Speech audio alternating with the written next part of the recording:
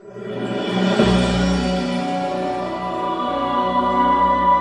this episode of the Neverwinter Nights podcast, please join us as we discuss the final two closing chapters of the Realms of Trinity 2.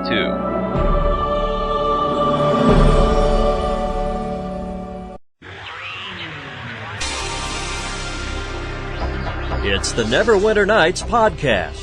The Neverwinter Nights podcast. The only podcast for the Neverwinter Nights game series, bringing you news, interviews, reviews, and more for the community by the community. You can find us online at neverwinternightspodcast.com. And now, on to the show.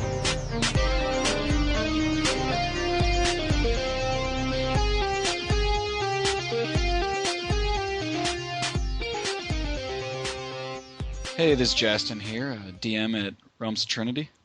Hey, this is Brian, a.k.a. Sir Brian from the Realms of Trinity and the Neverwinter Nights podcast. And you're listening to the 140th episode of the Neverwinter Nights podcast, a podcast all about the Neverwinter Nights series of role-playing games.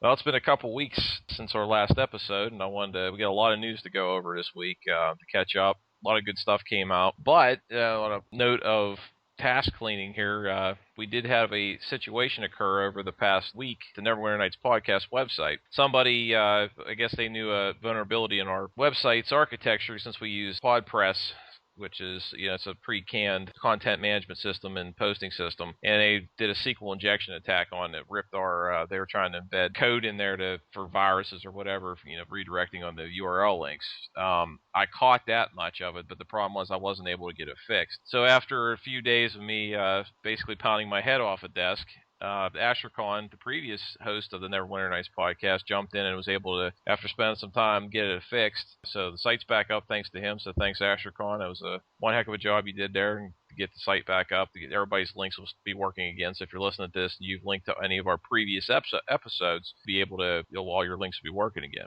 And another thing too, over the past couple of weeks, I've been sending emails and private messages on people's forums about getting them on, come on the show to talk about their modules, persistent worlds, and other custom content that they have developed and put on the vault, and got good ratings. I mean, not just stuff that just goes on the vault. We also did some research on it to make sure that it's been heavily used or used enough that it's an interest to the community.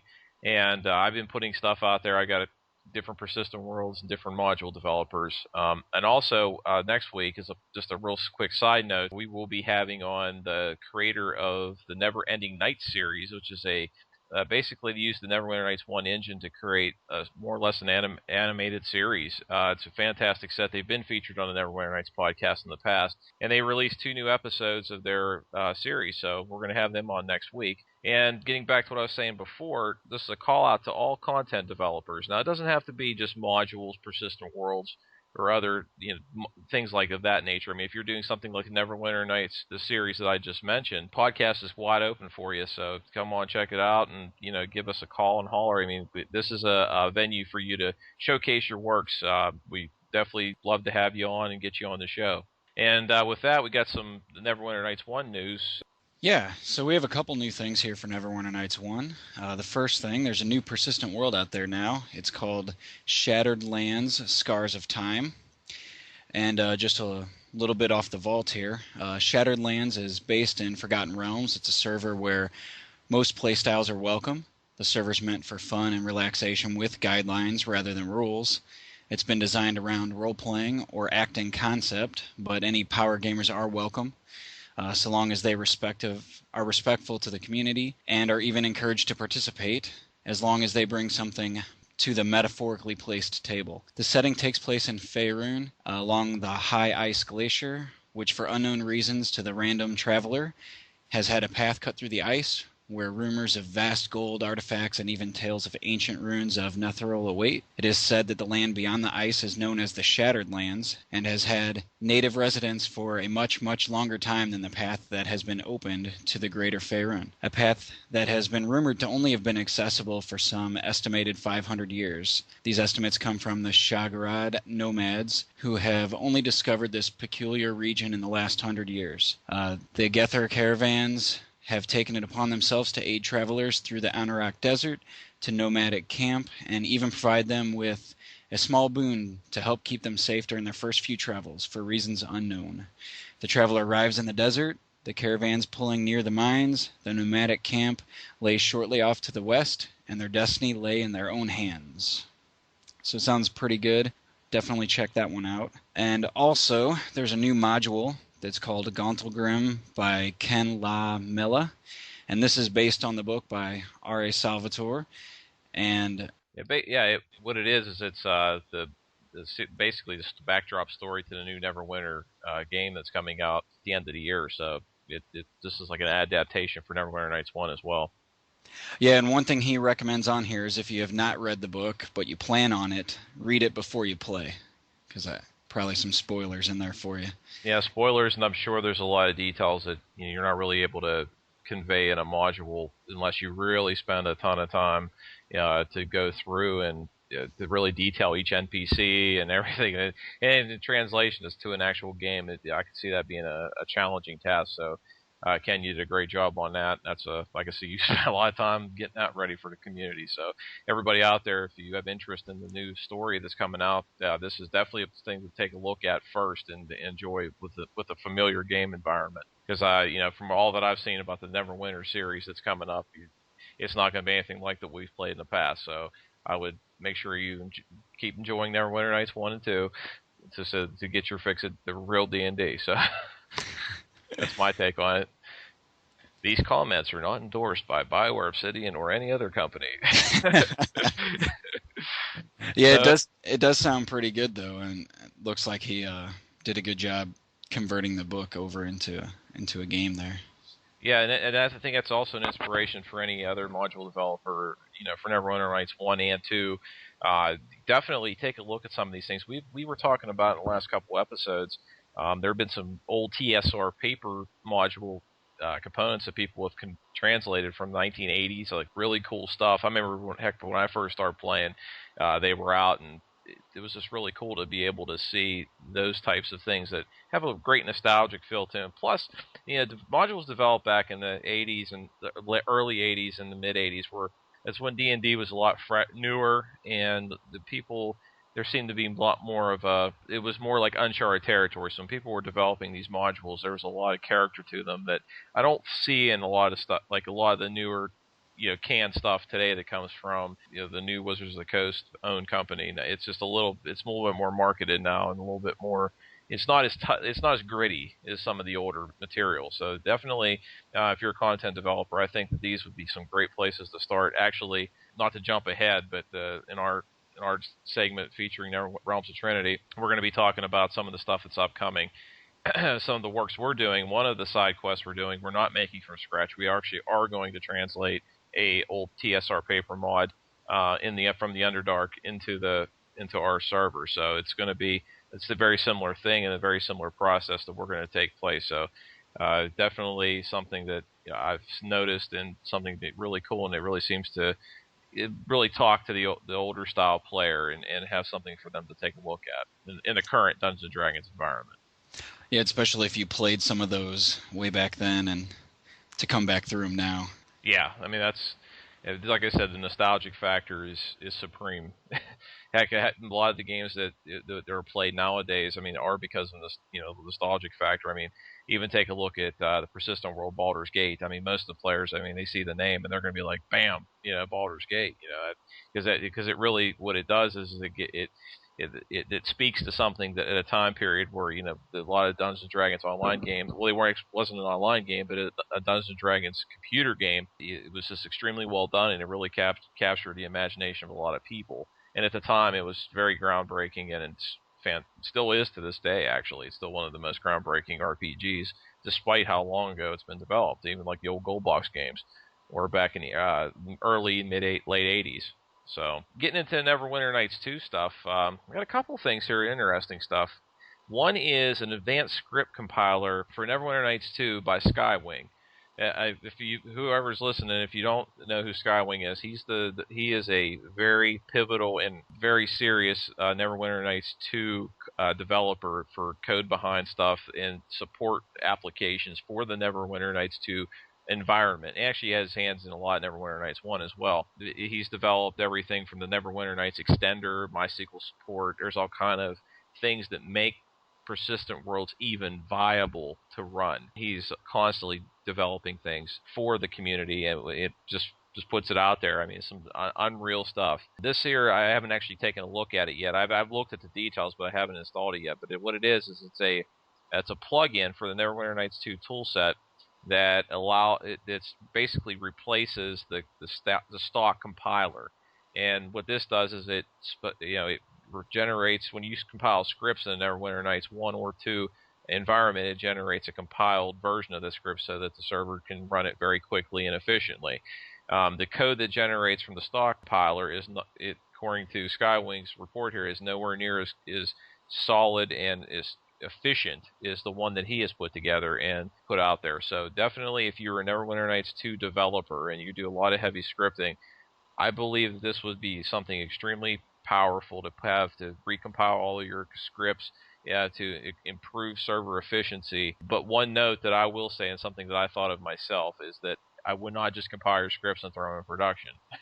I would make sure that you compile your scripts and full regression test your entire server, especially if you do a lot of complex scripting things, just to make sure that everything is working the way it used to work. Because everybody knows Neverwinter Nights 2 toolset is a little hokey at some points, and I wouldn't just blanketly compile and copy to production. I would make sure that everything's regression tested, just for the sake of your own Persistent World and its players. One other thing it mentions here that sounds pretty nice is the better warnings and error messages and the ability to receive more than one compile error at once. So when you're trying to figure out what you did wrong on your script, hopefully his messages will help you identify that a little easier. Yes, most certainly. I mean, that's a huge benefit, because as it stands right now, we've written some extremely long and strenuous scripts, and sometimes you're trying to go through the log to figure out where you fat fingered something, or it just isn't working the way it looks like on paper. And sometimes the compile messages are very vague and innocuous, so it's quite an improvement to actually have a better and more basically the next generation type of compiler. If you use Visual Studio or any of the other high-level programming language compilers, you'll notice that they do compile in that manner. They give you all of the problems, or at least as many as it can be done hierarchically, to be able to disseminate the problems that are wrong with your code. And there's the next thing that I want to point out. There's some Persistent Worlds that are close to Hall of Fame. There's Neverwinter Nights 1 is World of Cherun, and it's missing 3 votes. And Highland Saga Black Dawn, it's missing 5 votes. Those are Neverwinter Nights 1 servers. So if you're looking for a Neverwinter Nights 1 server, check these ones out. They do have a very good rating, and they look to be astoundingly done. So I would definitely take a look at them. And for Neverwinter Nights 2, we have some game rules that reached Hall of Fame that we have had one on our show. It's Legacy Dark Age of Britain by Troy47. It's got a score of 10 with 26 votes. They're fantastic. We've had them on. He's really taken the game back down to the basics, and I would definitely look into playing Legacy Dark Age of Britain if you're looking for something outside the box and not a Forgotten Realms setting, but this is actually staged in Britain back centuries and centuries ago. So it's something that he's done very well. They've rewritten a lot of core-based classes and lots of stuff, so definitely take a look at that as well. And we have The Rise of Sauron, Third Age Middle-earth by TRS Crew. It's got 25 votes and a score of 9.87. It's also reached the Hall of Fame status. I'm going to try to get them on for an interview, hopefully soon. So I'd be looking for them to come on if they so choose. Last but not least, just want to rehash that if you are a Neverwinter Nights 1 or 2 developer of any kind, doesn't matter what it is, please send me an email at bbloom@realmsoftrinity.com. And shoot me a line and say, hey, I'd like to be on the show. We don't turn anybody down unless it's of a questionable material. And as long as it's legitimate Neverwinter Nights material that not appropriate, we will have you on the show and definitely take a look at everything that you've done and get it out there for the Neverwinter Nights community. This is a community podcast, a service for all the community, not just the developers, but the players and people who are really into Neverwinter Nights, period. So definitely it doesn't hurt to shoot us an email and get on the show. You got anything else, Sir Jastin? I don't think so. All right, well, let's get into the interview of the Realms of Trinity.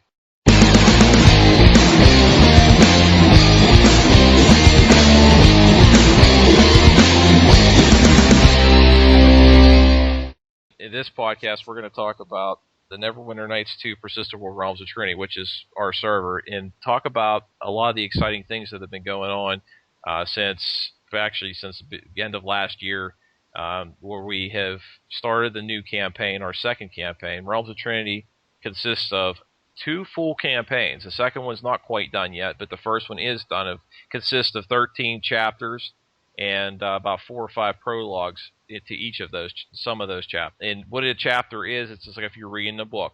Okay, you open it up, read a prologue, then you go to chapter 1, chapter 2, until you get to the end of the book. The art concept of chapters is no different than a book, any kind of book that you would read in its concept of chapters.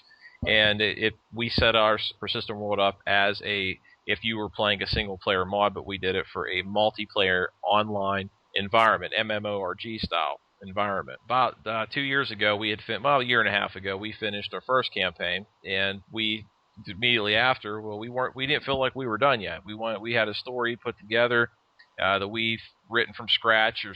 We didn't copy off nobody. This is all our own material. And we felt compelled to finish out the story of what happened to Trinity after the first campaign. Trinity is set in the Sembian coast in the Forgotten Realms, right shy north of the Sea of Fallen Stars. And it's a very expansive, persistent world where we cover a ton of not so popular areas in the Forgotten Realm. We wanted to stick to places that really haven't been covered a whole lot because we wanted to be able to define them, and for the first time to put them into a 3D environment with living, breathing NPC stories and the nooks and crannies. We really wanted to get into a lot of these concepts and to continue on our story. The second campaign of Realms of Trinity starts directly after the first, and basically it comprises of a story where after Trinity was saved by the heroes of Trinity, which are the players, once they have saved it, there are some more problems that come across the planes, and where actually it manifests itself where magic is being pulled from the world. Basically, everything's changing, and it has a focal point starting about maybe 15 miles northeast of Trinity in a section in a dark forest called Dak. And what's happening is livestock starts dying, people start going missing, and it just keeps spreading and spreading and spreading, where the effect is just consuming the world itself, and it's starting in the Sembian coast. Well, at the beginning of the first chapter, things are looking like something's wrong. The Trinity sends their people out to start investigating, and one of their chief knight captains, Vassar Jarlson, never returns. And at that point, the alarms get raised, and the heroes of Trinity get drawn in. In the past 4 the first 3 chapters lead up to the arc of the story where we discuss how, basically defining on what is going on. They begin to find out what's going on, and then by the time you reach chapter 4, you realize you have to descend into the Underdark, and you're looking, and the heroes are looking for a artificer named Herod. He's stationed at a fortress called Stone Core, which is, once you get into it, you'll find out that it is the new Zentil Keep. After Herod basically is a clone of Manchun. If you know the thing, I'm not going to get into D&D lore here, but centuries ago he was slain, and he cloned himself so that they wouldn't be able to totally wipe him out. Well, one of the clones ended up going to Westgate, and one of his other clones went to the New Zentil Keep, which is the Fortress of Stone Core in the Underdark. It's a little bit north of Rishov, and that's the goal when you get to the Underdark. Well, at the end of chapter 4, and if you are playing through this and you don't want spoilers, you can zip through the rest of it so that we don't spoil your experience.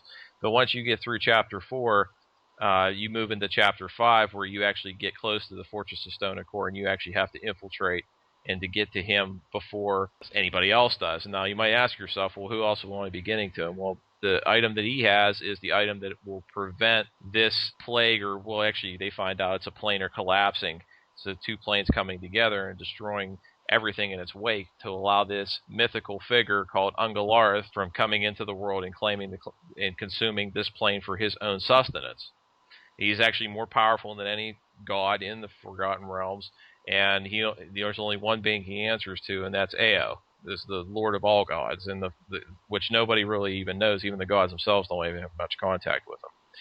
And at that point, you go to find the Artificer of the Deep, and you are intercepted by Ungolara's planar enemies, because as the planes get closer together, his minions are able to transcend into the prime material plane, and they are extremely difficult, and they're extremely evil and dirty, and you have to stop them before they get to him before you do.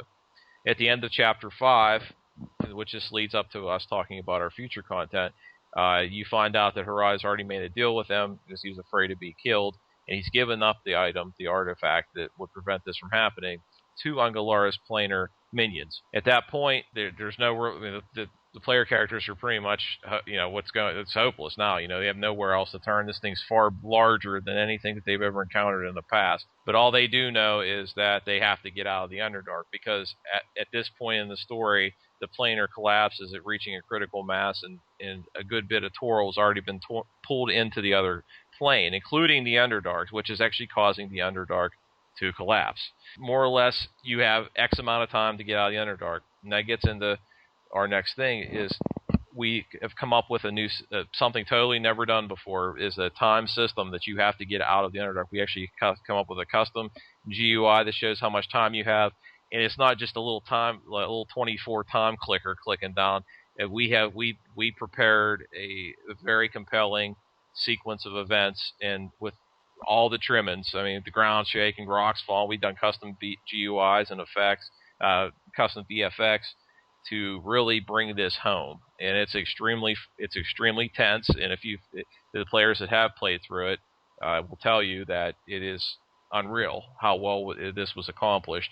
Actually better than I even did whenever we were conceptually designing this chapter and how we were going to finish it out. So yeah, that's basically it in a nutshell of how where ROT 2 has started and where it has ended up. Now there's a ton of details in between that, really we're not going to go through the show. If you really want to know what happens in between, hey, get on the server and play. So Jastin, what do you think? Jastin was one of the first play testers, one of my DMs here at Realms of Trinity. He led a lot of player groups through, and myself included. What do you think about the new content from your perspective? Well, there's a lot of really, really great chapters in Realms of Trinity, but the new Chapter 5 is probably one of my favorite, if not my new favorite. It's a really great chapter. If you haven't got a chance to try it yet, make sure to get in there, and if you need help, shout out. You definitely are going to need a group of people. It's a tough chapter. A lot to do, but there's some good fights. A lot of neat stuff. You go in through the city, and randomly there could be like some ruffians chasing you down and trying to kill you, and then the next day you go in there and there's just regular commoners not trying to fight you, and it's all random, changes dynamically. So you don't know where everybody's going to be that's an enemy. You got to go around through, do some various different, basically mini quests, we'll say, to be able to get into the tower. You get in there, it's a pretty tough tower, and there's a nice tough spot where if you didn't find all your clues, you're going to have a hard time figuring out how to go on further, so you have to make sure to pay attention while you're going through the game world, which is kind of nice. Once you get in there and you finally beat the boss, and you think you saved the world, the next thing that happens is he tells you you're too late and he already gave away the item you're looking for. So obviously he didn't save his life by doing that, because you get to kill him anyway. But as soon as you do, as little did you expect to happen, the world starts falling apart around you. And it is really great done.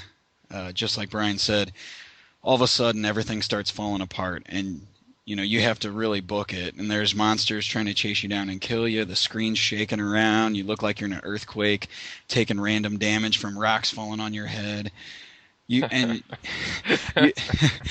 a time limit, and the next thing you know, one of your party members died 20 feet back, and you got to run back through the 50 mobs that are chasing you to try to get him back to life so you can all get out of there. It's pretty tense, but very exciting. And once you get out of there, and it is possible, might take a couple tries, but once you get out of there and continue on with the story, I mean, it's just really, really a good chapter. So definitely get in there.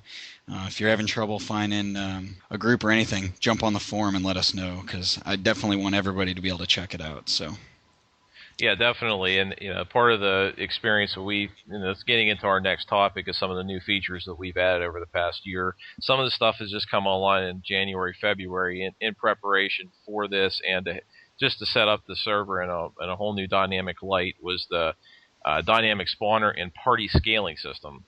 Back in episode of Neverwinter Nights podcast, episode 122, we had unveiled what we have completed of it, and that was basically a spawning system that we already had in place but wasn't driven by the database. Once we had hooked everything up to the database to have real-time changes, we were able to dynamically configure the spawners through the database, and they would show in game within 10 minutes. It was a batch system, so that the heartbeats wouldn't be constantly hitting the database. But about a year later, probably in last December, I got the bug up my rear end to finally develop a set of admin tools that basically administer the entire persistent world, not just from a spawner perspective, but player characters, journal entries, persistent inventory, all kind of stuff. And what we did was we finally put together this Windows application that allows us to administer the spawners individually.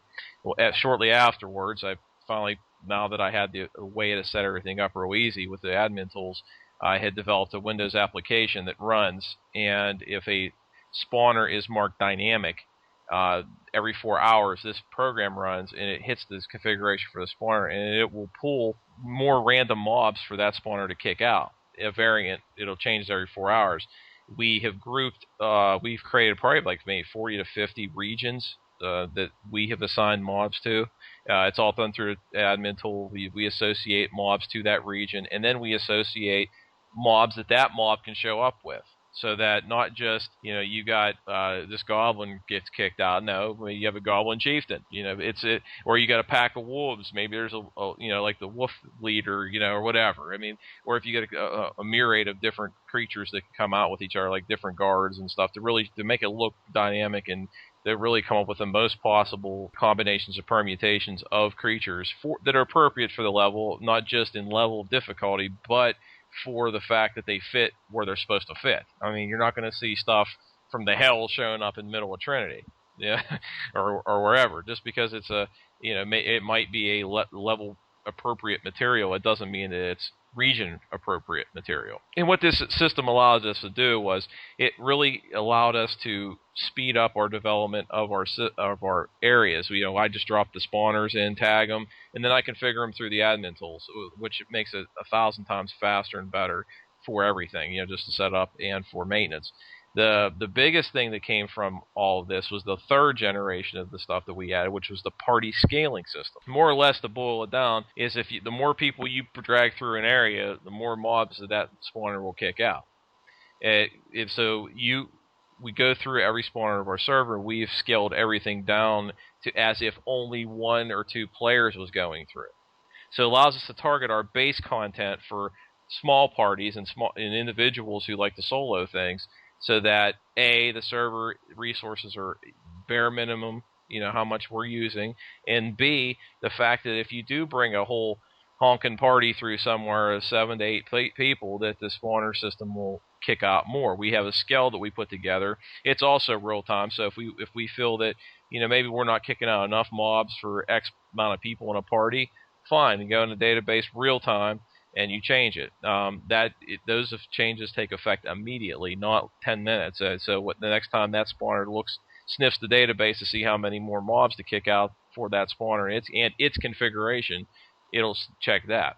When the players leave the area, they all clean themselves up. Any mob that was spawned in that fashion is also cleaned up. So it's a fully enclosed and encapsulated system that really allows us to keep the server resources to an absolute minimum, but also it allows our content to scale no matter what comes through there. I mean, if you have a crappy build, you're going to get hammered. I mean, if your PC is not taking full advantage of all of the resources at their disposal, whether that be any of the multiple levels of forges we have in place and any other things we have in place, it is something it just really makes the server alive, not just because we have dynamic mobs flying around everywhere. It's the fact that we also have it's scaling dynamically to the amount of people in your party, and it's seamless. You can't even tell. You come into a board, as soon as you're detected in that area, all the spawners kick out the amount of appropriate mobs to accommodate your party size. It's not just your party; it's any amount of PCs on the board. So if you have, but 6 people coming through 2 parties of 3, it's smart enough to know that hey, there's 6 PCs in this area, not 3 and 3. So it just works out really well. So looking at how we developed the server and we set up its content, it really makes things more or less. If you like to go solo, great, you win. If you like to go through with the party, great, you win. So everybody wins. I mean, it's a situation where basically everybody wins, and we've configured the server every nook and cranny just about to take advantage of these technologies that we've developed. So any thoughts on that, Jastin, or what do you think about what's your experience with it? How's that been? Well, I think you pretty well covered what the features do, but it definitely adds that dynamic feel to everything. I mean, you're running around, and before it was kind of static. I go down this road, there's 4 bandits there, and now it's not so much. There could be bandits there, there could be nobody there, there could be trolls, there could be goblins there could be wolves there, and each area is going to be the same way. So it definitely changes it up a bit. You're just going through the different areas, the different chapters. It's not the same guys, the same number of guys in the same spots every time. It does change around, and the scaling thing is, like you said, very good. We get a lot of times where there'd be one person who likes to go by themselves, and now they can. And there's plenty of times where I've been in a group of 8 people trying to go through an area, and now they can, and there's enough monsters for everybody to kill some, so it works out really well. Yeah, and there's something else too. Now that we've been using it for about 5 months now, something that, as we're developing new content, we see more uses for the system that we put in place. That's what's nice about it. You develop something that's that flexible, then you can start figuring out ways that you can expand on how you use it. And as Jastin was talking about the Fortress of Stone and Core, we were able to configure friendlies and hostiles together. So you have all these spawners that are dynamic. Well, okay, maybe there's a group of commoners walking or milling about by their house today. Well, next time, how do you know that there's not going to be an assassin hanging out in the corner in the same spot? You don't know. Yeah, and it's really cool when you're walking through there, because every time you go through, it's completely different, and you never know if somebody's going to attack you or not. Exactly. I mean, it's one of those things that just it's stuff that continues to allow us to really immerse players very well into the game world, and just something fresh and alive. It's one thing, not to cut anything else, is the fact that traditionally when you do a persistent world or a module and stuff, I mean, that the limitations of the core game itself, none of these features are available. Yeah, there have been incarnations of counters in a tool set, and they have placed, there's different spawning systems that people put in place that use static content to allow it to seem random and everything. But to take advantage of it, to build these systems out that are data driven and administrable at a drop of a dime. I mean, it's fantastic. Even from running DM-led events, you can go in the system, change the configuration to an area to be appropriate for the DM event. Say you have invading hostiles coming into a friendly place, you turn on these spawners, boom, now you're already in business. You don't have to do anything, just turn them on, and that's it. So that's the kind of stuff, or just go in and change their configuration on the fly. We have another feature we added was a template browser that's also real-time. It pulls real-time creature data from the game, and it snaps it to the database, so that when you're configuring, you can actually browse all of our available creature mob templates to pick from. And we have all the good stuff in there, so that people don't spawn in things that are inappropriate, like plot creatures or journal tide or creatures that have special items that if they drop it, they're for the plot, things like that nature. We have that also in the mob browser. This is a system that we've also handed off to Wolverheim, and Shockwolf was trying to work on getting it into his system to be used as well. So it's something that we're putting out there. Eventually, we'll get a can to the vault as soon as we get a version that we got set up that's more appropriate for general consumption, not just ROT use. We've done a pretty good job of doing that and writing documentation for it already in preparation in releasing it to the vault if people were interested in taking advantage of a system like this. Just a real quick thing. I mean, knowledge of Microsoft.NET is not needed, but it helps because everything we've developed has been written in .NET 4.0, Visual Studio 2010. We use the MySQL database, and we use the MySQL database API that they have that allows you to connect from .NET to there. We've encapsulated all that code in a proprietary framework that I've developed, and it makes everything easy. And if you wanted to modify the tool to do some other things that haven't been done yet, you'll have all the abilities to adjust the database manager classes so not to get into it too much, but it is very customizable for another persistent worlds. You'd have all the source code and everything as well. So moving on, we have in the future. We talked about all these systems and the plot, and well, as you know, if you've been reading our forums and paying attention to some of the blurbs we put out, chapters 6 and 7 are the final 2 chapters of the second campaign. The second campaign, as of right now, it consists of 5 chapters and one prologue to chapter 5. And the size of what we've completed already is approaching the size of the entire first campaign. That's how much larger of a scale of development that we've done on Realms of Trinity 2. So it's 7 chapters, you're getting another full 13 at least chapters worth of content, not counting any of the side quests. And basically the chapter 6 that's coming out in end of June, it's called Chapter 6, Welling of the Plains. Upon return from the Underdark, after you hopefully successfully get out of the collapsing Underdark, you come back to the Trinity, the city that this whole story is revolved around. And you find out that the planar collapse is actually as far as Trinity now, and it's ripping up the terrain and actually replacing it with the other plane. So right in front of you, where Trinity used to have a wall, its fortress wall now is ripped into Dakmor, is a ripple in the space-time continuum, so to speak, and the situation is grave. And the player characters are given information that from previous chapters that there is one last thing that can be done to stop Ungalareth from entering the worlds. Because Ungalareth answers to Ao, you have an opportunity to present your case to Ao and challenge Ungalareth's claim on Toril in the prime material plane. So chapter 6 is basically the player characters have to fight off the planar creatures that are coming through from the other plane and fighting their way to Dakmor, which is where everything started, because that's where there's the most weakest part of the plane, and they have to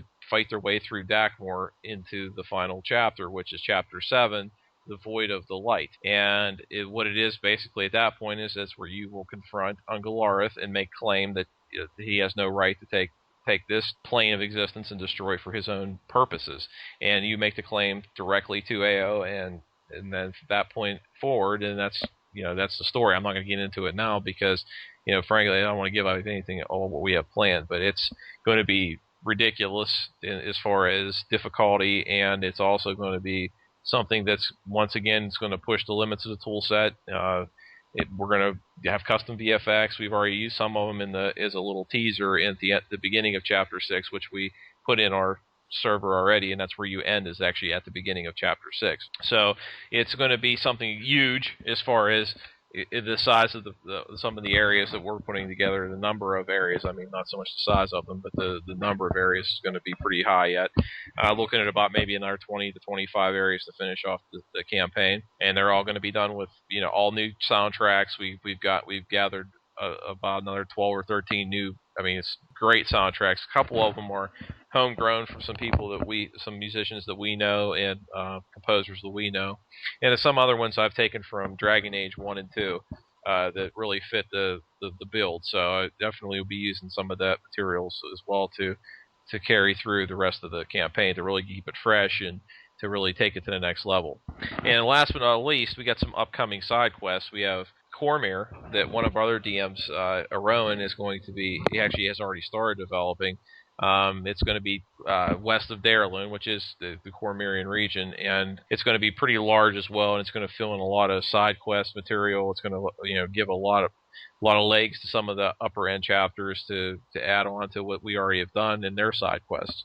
And we have Ched Nasad, which is another Underdark side quest that Doug Bowser, one of the founders of Realms of Trinity, is getting back in the game.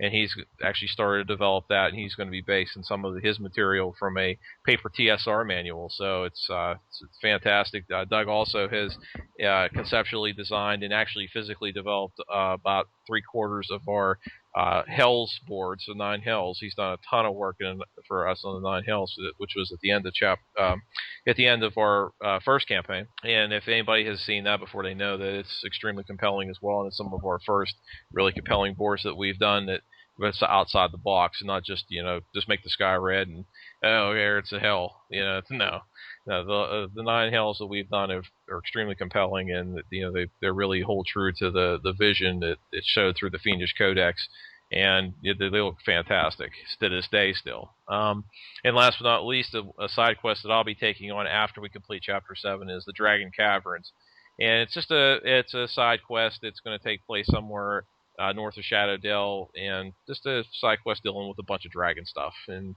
it's going to be pretty cool too. Just another fun side quest to gain legendary materials, and that's something that we're gonna finish off on. Yeah, the last thing we're going to talk about is the legendary forge. And right now Realms of Trinity has 3 forges that we use for item modification. Actually, 4 forges we use for item modifications. Yeah, I forgot about the last one. But every forge you reach allows you to add higher stats and different things to your items for gold, and the latest one uses gold and wish shards to complete the transaction to actually modify it. The GUI was based on, it actually is still the GUI from the Charlie Bell's item modifier. We've gutted it, and we rewrote a lot of it to be less prone for player cheating and things like that, because the original item modifier had a lot of holes in it, because it was really meant for single player for the most part, and it didn't take into account multiplayer shenanigans. So we have really shored that up over the last 6 months or so, looking into working with some players that were giving us some tips and things that they found and holes they found. And what we've done is that we have that already. So this forge is a little different, though. This is something we're running from the ground up. It's going to be a conversation-based system instead of a GUI. It's a lot less, doesn't need to be as flexible. And depending on the item type that you have, it will depend on what properties are added to your item, depending on what legendary material you got. Legendary material is, we have side quested, when you beat them, you get a journal entry saying, hey, you found this legendary material. That legendary material can be used at this forge to add never before available features to your items. However, you only can use them once. So as of right now, there are only going to be 2 legendary items available, and you can only use them once. So at most, your character's items can only be enhanced twice, period. And what you get strictly depends on what item type it is. So it gives you a lot of combinations to think about, to take really advantage of this system. Items forged in this legendary forge aren't transferable to other characters, even characters that you own. The only character that can use it is the character who forged it. Also, the item can only be equipped by a player character that is of Epic Re-Level 3 or higher. Realms of Trinity has a Epic Re-Level system that we had from day one. We have 4 Epic Re-Levels. As you progress past level 30, you reach higher experience tallies. Once you get to a threshold, you can take what we call an Epic Re-Level. And that's where you add 5 stat points to any of your base ability scores, and then you re-level your character. And what that allows you to do is get higher things. You get feats faster, you qualify for more feats, more hit points, more saving throws, whatever.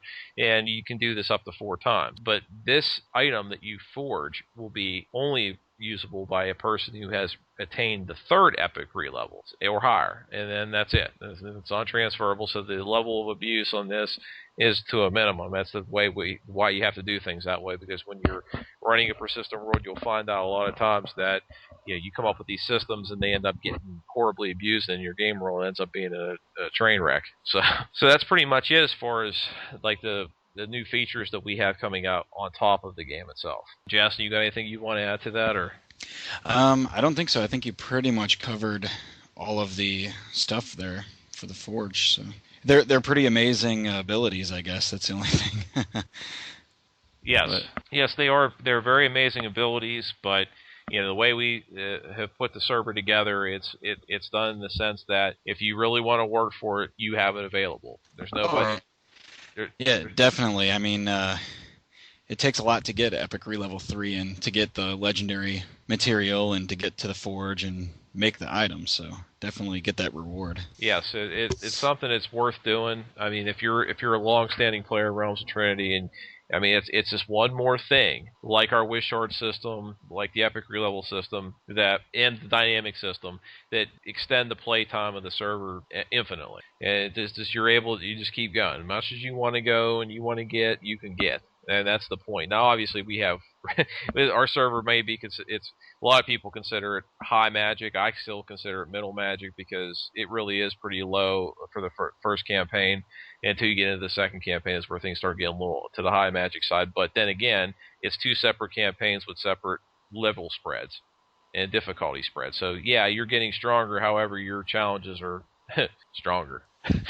Well, yeah, and a lot of those higher magic items, you have requirements to be able to use. Like, the Underdark Forge, you have to be Epic Re-Level to use those. The new Legendary Forge, you have to be Epic Re-Level 3 to use those. So. Correct, and also a lot of the upper forges, even though we don't use the core forging systems at all, we do use the skill points for craft weapon and craft item to determine how high you can go in the Underdark Forge as well. So it's another thing to see. Those stat points don't mean they do mean something. It's not that they're worthless. They're certainly not, because the thresholds actually go up to even higher thresholds at that point, which give your character much more legs in the later chapters. Because we're as we have figured out in the last playtesting session, we're nowhere near out of difficulty room. We can make them mobs tough, and not only we can make them tough, as we have custom scripts that we write, and we have dynamic on hit systems that we can add our own programmed properties to on hits on the fly, and